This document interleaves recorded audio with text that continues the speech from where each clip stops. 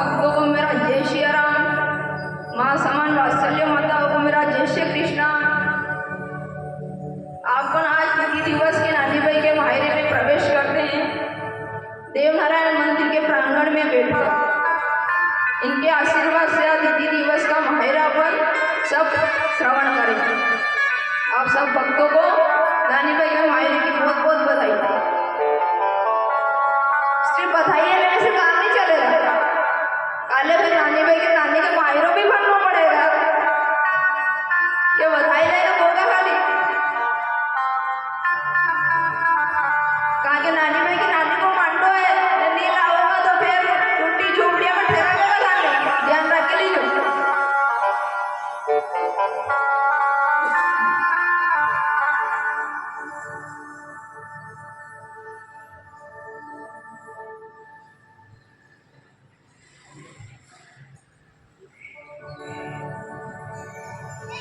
श्री कृष्ण गोविंद हरे मुरारी, हे नाथ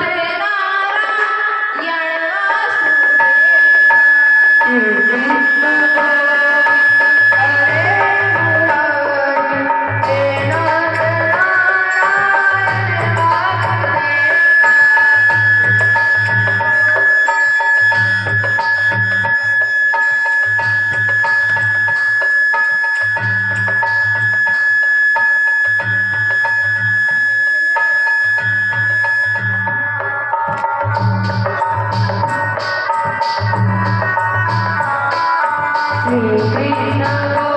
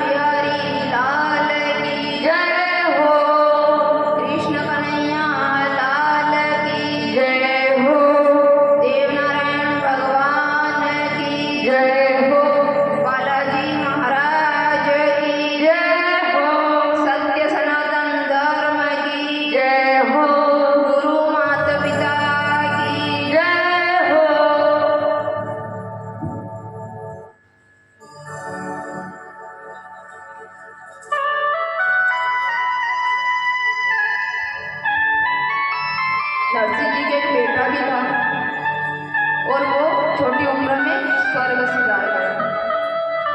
नरसिंह जी की पत्नी भी स्वर्ग सिधार गई। ऐसा नहीं है कि माहिरा एक प्रसंग है जिसमें ठाकुर जी ने नरसिंह जी को दर्शन किया। ऐसा कई बार भगवान ने नरसिंह जी को दर्शन दिया। अब नरसिंह जी की पत्नी स्वर्ग सिधार गई तो नरसिंह जी की पत्नी के 12वीं करने का टाइम आया। अब नरसिंह जी तो इतने पैसे वाले नहीं थे, धन इत्यादि नहीं था उनके पास, वो थे गरीब। अब उनके गांव में एक नियम था कि हर घर से एक एक सदस्य को बुला के भोजन करवाना। लेकिन नरसिंह जी के पास इतने पैसे नहीं थे तो नरसिंह जी ने सोचा हर घर से एक एक सदस्य को बुला के भोजन करवाऊं, उससे तो अच्छा मैं कुछ ब्राह्मणों को बुला के भोजन करवा देता हूँ। लेकिन कहते हैं ना महाराज, कोई होते हैं जिसे अच्छा काम सुहाता नहीं। तो उस गांव में भी 2-3 व्यक्ति ऐसे थे जिनको अच्छा काम नहीं सुहा रहा। उन्होंने कहा कि नरसिंह जी का नियम कैसे तोड़ सकते हैं, क्योंकि अपने गांव का तो नियम है कि हर एक घर से एक एक सदस्य को बुला के भोजन करवाना, और नरसिंह जी तो ऐसा नहीं कर रहे। तो अब नरसिंह जी को जाके हमें समझाना पड़ेगा। तो उन 2-3 व्यक्तियों ने 4-5 व्यक्तियों का साथ बनाया और वो नरसिंह जी के पास पहुंचे।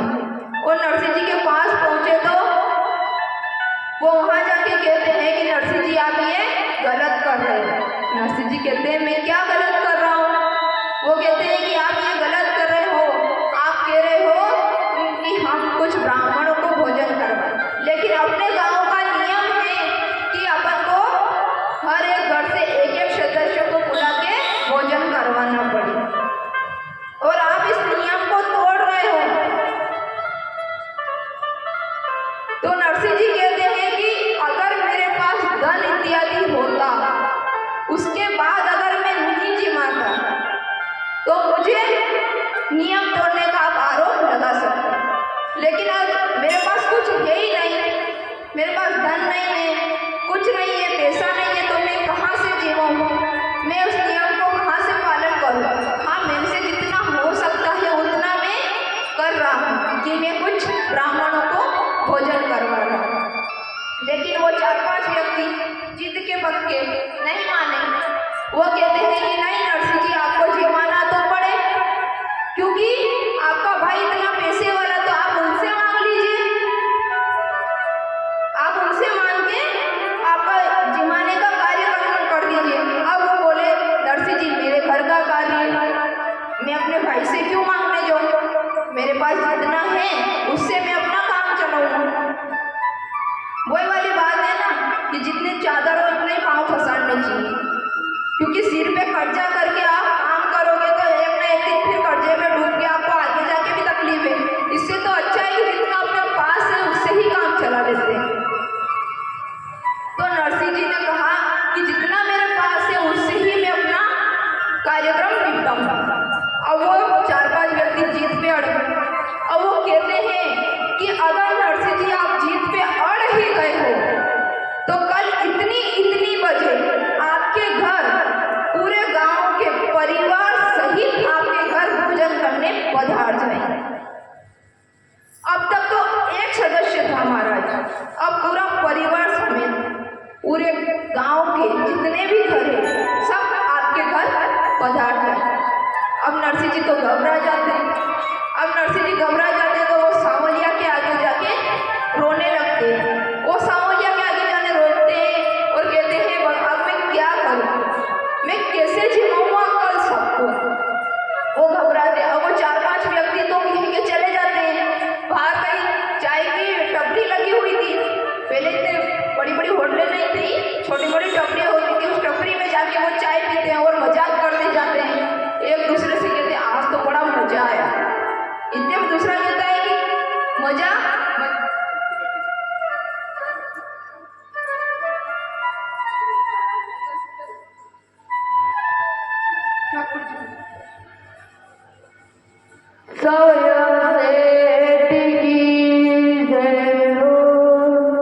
50 रुपए गुप्त दान प्रदान हुए हैं ठाकुर जी की तरफ से। सावरिया सेठ की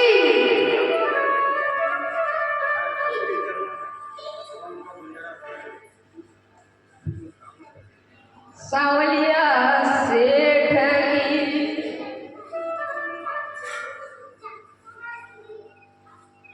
वृंदावन बिहारी लाल की जय हो। तो महाराज नरसिंह जी तो ठाकुर जी के सामने रोते हैं और ठाकुर जी के सामने रो रहे और 4-5 व्यक्ति चाय की टपरिया पे पहुंच जाते हैं और वो चाय की टपरिया पे पहुंचकर मजाक कर रहे हैं, सब आपस में एक दूसरे से बात कर रहे हैं। वो कहते हैं कि आज तो बड़ा मजा आया, क्योंकि दूसरे की टांग खींचने में लोगों को थोड़ा ज्यादा ही मजा आता है। क्योंकि दूसरे अगर तकलीफ में हो तो उनकी खुशी नहीं समाती, अगर दूसरा सुखी हो जाए तो उनका दुख नहीं समाता। आजकल क्या है ना, लोगों ने अपने आपका रिमोट कंट्रोल लोगों के हाथ में पकड़ा रखा है। वो कहते हैं कि तुम बहुत अच्छा कर रहे हो, तो वो खुशी से नहीं समाते, इतने खुश होते हैं कि उनका तो कोई कह नहीं सकता कि ये कितने खुश हैं। और अगर कोई कह दे कि आप ये काम बहुत गलत कर रहे हो तो ये दुखी हो जाते हैं। इसका मतलब क्या है, आपने खुद का रिमोट कंट्रोल आपने दूसरों के हाथ में पकड़ा रखा। उसने बटन दबाया तो आप खुश हो गए, उसने बटन दबाया तो आप दुखी हो गए। ऐसा ही चल रहा है। तो अब क्या है कि वो सब मजाक कर रहे हैं, सब आपस में बातें कर रहे हैं और सब कह रहे हैं आज तो बड़ा मजा आया। अब नरसिंह जी तो वहाँ रो ही रहे हैं, मजा करते करते इतनी दूसरा बोला। दूसरा कहता है कि असली मजा तो कल आएगा, क्योंकि उनको पता है कि नरसिंह जी के पास कुछ है नहीं तो जिमाएगा कहाँ से। अपन उनको कह के तो आ गए, अपन उनको बोल के आए हैं कि क्या नाम बोले कल जिमाना पड़ेगा पूरे परिवार से, तो कहाँ से जिमाएंगे। तो इसलिए आज तो कम मजा आया, कल थोड़ा ज्यादा मजा आया। तो वो आपस में बात करते हैं, इतने 2 सेठ आते हैं। अब 2 सेठ आते हैं वहां से, कहीं से आ रहे हो और वो सेठ उस चाय की टपरी पे पहुंचते हैं। वो चाय की टपरी पे पहुंचते हैं और वो जो यहाँ पे नरसिंह जी को बोल के गए थे ना कि कल इतनी बजे पूरे परिवार से हमें आपके घर पहुंच जाएंगे, उनसे जाकर पूछ रहे हैं कि आपके गांव में कोई बड़ा सेठ है क्या। उन्होंने कहा कि क्यों, आपको सेठ से क्या कहा कि हम 700 रुपए लेके द्वारिका जा रहे हैं और हमें नहीं पता कि जूनागढ़ से द्वारिका जाने के बीच में जंगल का रास्ता पड़ता है, तो चोर इत्यादि ने अगर हमें लूट लिया तो इसलिए हम 700 रुपए की उंडी लिखवाना चाहते हैं। तो कोई बड़ा सेठ हो तो बताओ। आज तो क्या है कि अपन फोन पे भी पैसे इधर से उधर डाल देते हैं, लेकिन उस समय ऐसा नहीं होता था। उस समय क्या होता था कि यहाँ कोई सेठ पैसे दे रहा है, मान लिया जाए कि आपको बॉम्बे जाना है, इंदौर जाना है, दिल्ली जाना है, मंदसौर जाना है, तो पहले तो कोई साधन नहीं थे, तो आप जंगल भी बहुत, आजकल तो जंगलों में भी घर बहुत सारे बन गए, लेकिन उस समय तो नहीं थे ऐसे। क्योंकि यहीं देख लो, आपको गांव से यहाँ घर तक आने में भी रात को डर लगता होगा पहले, लेकिन आज तो नहीं लगता है, क्योंकि आज तो पूरे रोड में मकान ही मकान हो गए। तो उस समय में जंगल जैसा हो जाता था। तो उन्होंने कहा कि कोई चोर इत्यादि हमें ठग लेगा तो, हमें लूट लेगा तो, इसलिए हमें 700 रुपए की उंडी लिखवाना है। तो हमें कोई बड़ा सेठ चाहिए। तब वो 4-5 व्यक्ति मजाक के मूड में तो थे ही। उन्होंने कहा हाँ है ना, बहुत बड़ा सेठ है। कौन? कि नरसिंह मेहता। तो वो कहते हैं नरसिंह मेहता बहुत बड़े सेठ है, तो हमें उनका घर बताइए, हमें 700 रुपए की उंडी लिखवाना है। क्या वो हमारे 700 रुपए की उंडी लिख देंगे? अब वो मजाक के मूड में बड़ा हंसी उड़ाने के चक्कर में वो कह रहे अरे 700 रुपए की एक क्या, वो 10 उंडी लिख दे। सेठ कहते हैं कि ठीक है, हम जाके नरसिंह जी से मिलते हैं। तो वो 4-5 आदमी कहते हैं कि ऐसे नहीं। तो बोले क्यों? कि ऐसे जाके तुम डायरेक्ट जाके नरसिंह जी को कहोगे कि हमारी 700 रुपए की उंगली लिख दो, तो वो नहीं मानने वाले, क्योंकि वो बहुत सरल सेठ है। वो बहुत सरल सेठ है। अगर आप उनको जाके कह दोगे कि हमारे 700 रुपए की उंडी लिख दो, तो वो यूँ कहेंगे कि मैं तो कोई सेठ नहीं हूँ, मैं कुछ नहीं जानता। ओ थारे ही भरोसे मानो करी है कमाई, थारा ही भरोसे मानो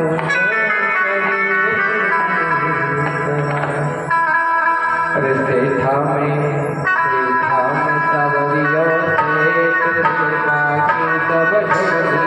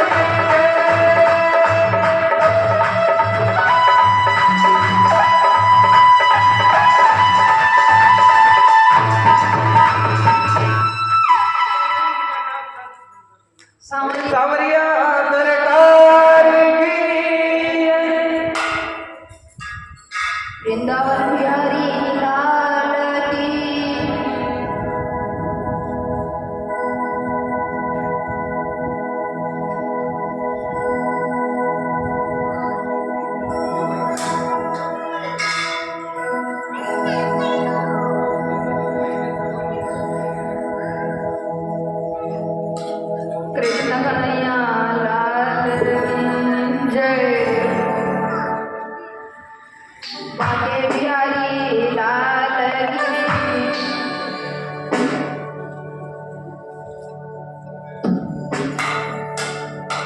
सांवलिया सरकार की जय हो।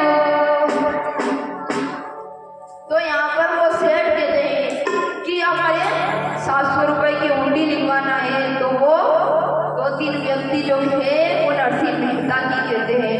तब नरसिंह मेहता की उन्होंने कहा तो बोले हमें नरसिंह मेहता का घर बताओ। अब उन्होंने नरसिंह मेहता का घर पूछा तो वो कहते हैं कि नरसिंह मेहता के घर जाओगे और उन्हें कहोगे कि हमारे 700 रुपए की हुंडी लिख दो।